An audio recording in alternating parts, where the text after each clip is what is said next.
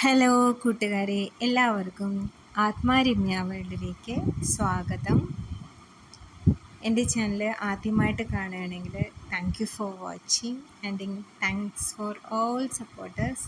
ഇന്നത്തെ വീഡിയോ എന്ന് പറയുന്നത് ഒരു കൊറിയറിൽ എനിക്കൊരു താമരയുടെ റണ്ണറും അതുപോലെ ഒരു ആമ്പലും കിട്ടി. അത് നടുന്നത് എങ്ങനെയാണെന്നുള്ള വീഡിയോ ആണ് ഇന്ന് കാണിക്കുന്നത്.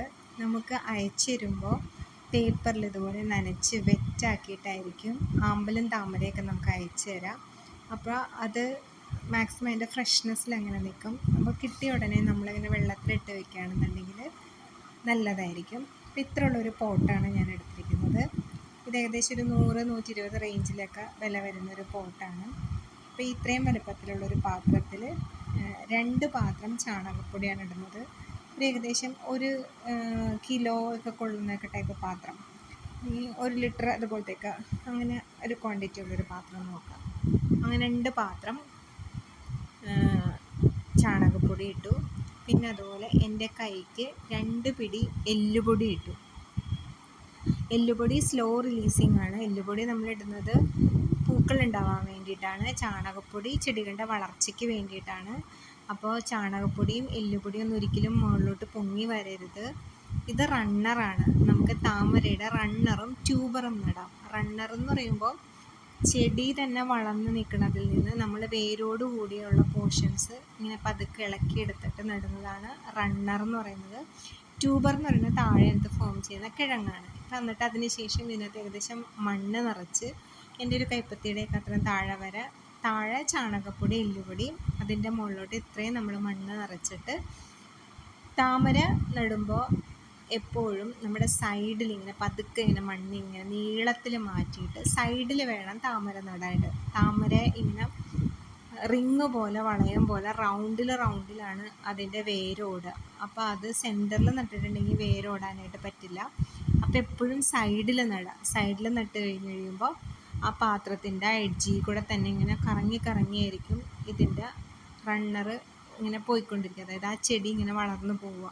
അപ്പോൾ എപ്പോഴും ശ്രദ്ധിക്കുക, താമര നടുമ്പോൾ സൈഡിലേ നടാൻ പാടുള്ളൂ, ഒരിക്കലും സെൻറ്ററിൽ നടരുത്. താമര എപ്പോഴും നമ്മൾ സെൻറ്ററിലേ നടാൻ പാടുള്ളൂ കേട്ടോ, സൈഡിൽ നടരുത്. ആമ്പലാണെന്നുണ്ടെങ്കിൽ നടുക്ക് നടണം. പിന്നെ ഇതിൻ്റെ അകത്ത് താഴെ ചാണകപ്പൊടി എല്ലുപൊടി എല്ലാം ഇട്ടിട്ടാണ് നമ്മൾ നട്ടത്. അപ്പോൾ വെള്ളം ഒഴിക്കുമ്പോൾ ഇതൊരിക്കലും മുകളിലേക്ക് പൊങ്ങി വരരുത്. അപ്പോൾ ശ്രദ്ധിച്ച് വേണം അതിനകത്ത് വെള്ളം ഒഴിക്കാനായിട്ട്.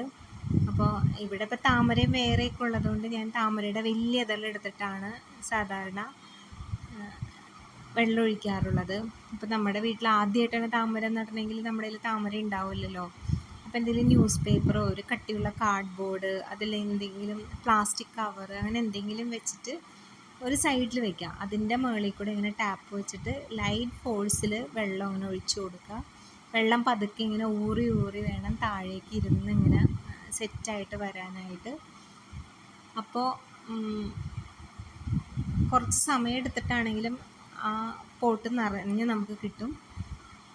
പിന്നെ ആദ്യം നമ്മൾ ഒഴിക്കുമ്പോൾ ഇത് നല്ല കലക്കൽ പോലെയൊക്കെ തോന്നും. പക്ഷെ കുറച്ച് കഴിഞ്ഞ് കഴിയുമ്പോഴത്തേക്കും അതിനകത്ത് കലക്കലൊക്കെ താഴത്തോട്ട് ഇരുന്ന് നല്ല ക്ലിയറായിട്ട് വരും. പിന്നെ നമ്മൾ അസോള പായലിട്ട് കൊടുക്കുകയാണെന്നുണ്ടെങ്കിലും വെള്ളം നല്ല ക്ലിയറായിട്ടിരിക്കും. അതുപോലെ ഗപ്പി മീനൊക്കെ നമ്മൾ ഇടണം, അല്ലെങ്കിൽ കൊതുക് കൂത്താടികളൊക്കെ നമ്മുടെ വെള്ളത്തിൽ പെറ്റുപെരുകുമ്പോൾ നമുക്ക് അസുഖങ്ങളൊക്കെ വരും. അതൊക്കെ ശ്രദ്ധിക്കണം. ഇത് നേരത്തെ നട്ടൊരു താമരയായിരുന്നു കേട്ടോ, അത് ട്യൂബർ നട്ടതായിരുന്നു. ഇതിപ്പോൾ നമ്മൾ നടുന്നത് റണ്ണറാണ് നട്ടത്. ഇത് നല്ല സൂര്യപ്രകാശം ഉള്ളിടത്ത് വെക്കാനായിട്ട് എപ്പോഴും ശ്രദ്ധിക്കുക. ഏറ്റവും വലിയ വളം എന്ന് പറയുന്നത് സൂര്യപ്രകാശമാണ്. അത് കഴിഞ്ഞിട്ടേ നമ്മൾ കൊടുക്കുന്ന എല്ലുപൊടി ആണെങ്കിലും ഡാപ്പ് കൊടുക്കാം. നമുക്ക് ഒരു കവറിൽ പൊതിഞ്ഞിട്ട് കിഴികെട്ടി വെക്കാം 2 ആഴ്ചയൊക്കെ കൂടുമ്പോൾ. പിന്നെ 19 വെക്കാം. പിന്നെ അതിൽ എല്ലുപൊടി തന്നെ വീണ്ടും പൊതിഞ്ഞൊക്കെ വെക്കാം.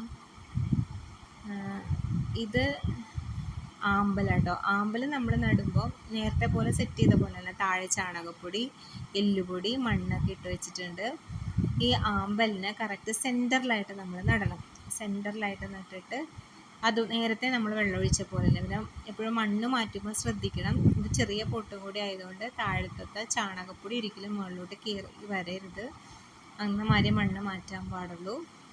എന്നിട്ട് മണ്ണൊക്കെ അതിനകത്തേക്ക് ഇട്ട് വെള്ളമൊക്കെ ഒഴിച്ച് കഴിയുമ്പോഴത്തേക്കും ആമ്പൽ നടുന്നത് കഴിയും. പിന്നെ ആമ്പലിലാണെങ്കിൽ നമുക്ക് എപ്പോഴും പൂക്കൾ കിട്ടും. താമരയാണെങ്കിൽ നമുക്കൊരു സമയം കണ്ടിന്യൂസ് പൂവ് കിട്ടിയിട്ട് പിന്നെ കുറച്ച് സമയം അവർക്കൊരു സ്ലീപ്പിംഗ് ടൈം ഉണ്ട്. അപ്പോഴാണ് അവർ ട്യൂബറൊക്കെ ഫോം ചെയ്യണത്. പിന്നെ താമരയിൽ തന്നെ ഹാർഡി വെറൈറ്റി, ആമ്പലിലും ട്രോപ്പിക്കൽ വെറൈറ്റി, ഹാർഡി വെറൈറ്റി ഒക്കെ ഉണ്ട്. ട്രോപ്പിക്കൽ വെറൈറ്റി ആണെന്നുണ്ടെങ്കിൽ നമുക്ക് എപ്പോഴും പൂക്കൾ തരും. ഹാർഡി വെറൈറ്റി ആകുമ്പോൾ വളരെ റെയറായിട്ടായിരിക്കും പൂക്കൾ ഉണ്ടാവുക. അപ്പോൾ പൂക്കൾ കാണാൻ ഇഷ്ടമുള്ളവർക്കാണെന്നുണ്ടെങ്കിൽ എപ്പോഴും ട്രോപ്പിക്കൽ വെറൈറ്റി വാങ്ങിക്കുന്നതാണ് നല്ലത്. ഞാനെപ്പോഴും ട്രോപ്പിക്കൽ വെറൈറ്റിയെ വാങ്ങിക്കുള്ളൂ കേട്ടോ. എനിക്കെപ്പോഴും പൂക്കളുണ്ടായി കാണാനാണ് ഇഷ്ടം. പിന്നെ കുറച്ച് അസോള പായലിടുന്നത് നല്ലതാണ്. ഇതിനി സ്പ്രെഡാവും കേട്ടോ, പെട്ടെന്ന് സ്പ്രെഡാവും. അപ്പം നമ്മൾ വാരി ചെടികൾക്കോ അല്ലെങ്കിൽ കോഴിയൊക്കെ ഉണ്ടെങ്കിൽ കോഴിക്കൊക്കെ ഇട്ട് കൊടുക്കണം, നല്ലതാണ്.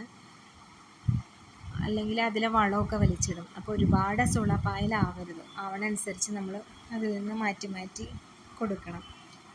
പിന്നെ നമ്മളിത് നടുമ്പോൾ ആദ്യം ഇതിൽ നിന്നാണെങ്കിൽ വളരെ ചെറിയ ചെറിയ ലീവ്സ് ആയിരിക്കും ആദ്യം താമരയിൽ ഫോം ചെയ്യുക. അതിനെ കോയിൻ ലീവ്സ് എന്നാണ് നമ്മൾ സാധാരണ പറയുക.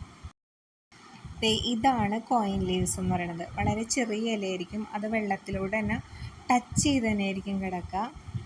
പിന്നെ പതുക്കെ പതുക്കെ സ്റ്റാൻഡിങ് ലീഫ് വരാൻ തുടങ്ങും. സ്റ്റാൻഡിങ് ലീഫ് എന്ന് പറയുന്നത് ഇങ്ങനെ പൊങ്ങി നിൽക്കുന്ന ലീഫിനെയാണ് സ്റ്റാൻഡിങ് ലീഫ് എന്ന് പറയുന്നത്.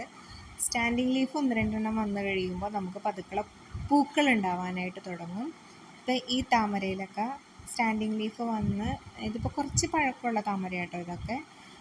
അപ്പോൾ സ്റ്റാൻഡിങ് ലീഫിൻ്റെ കൂടെ ആയിരിക്കും എപ്പോഴും താമര ഉണ്ടാവുക. ഇത് കണ്ടോ, ഞാൻ പറഞ്ഞില്ലേ, ചാണകം മുകളിലോട്ട് പൊങ്ങി വന്നിട്ടുണ്ടെങ്കിൽ അതുപോലെ വെള്ളത്തിൻ്റെ കളറ് ചേഞ്ച് ആവും. അതുകൊണ്ടാണ് ചാണകം ഒരിക്കലും മുകളിലോട്ട് പൊങ്ങി വരരുതെന്ന് പറയുന്നത്. അപ്പോൾ ആ ചെടിക്ക് ഞാൻ അതിൻ്റെ ഇടയിലൊന്ന് ഇളക്കിയായിരുന്നു, അതുകൊണ്ടാണ് ആ കളറായിട്ട് മാറിയത്. അപ്പോൾ എൻ്റെ ചാനൽ ആദ്യമായിട്ട് കാണുകയാണെന്നുണ്ടെങ്കിൽ thank you for watching. Support ചെയ്യുന്നതിന് ഒരുപാട് നന്ദി.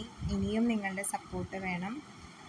നിങ്ങളുടെ സപ്പോർട്ടും നിങ്ങളുടെ കമൻറ്റും ഒക്കെയാണ് എനിക്ക് കൂടുതൽ പ്രചോദനം അടുത്തടുത്ത വീഡിയോസ് ഇടാനായിട്ട്.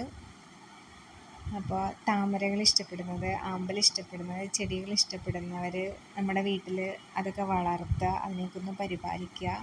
ചെടികളുടെ കൂടെ നമ്മൾ സ്പെൻഡ് ചെയ്യുന്ന ടൈം എന്ന് പറയുന്നത് നമുക്ക് ഭയങ്കര ഹാപ്പിനെസ് കിട്ടുന്നൊരു ടൈമാണ്. Thank you for watching. Thank you.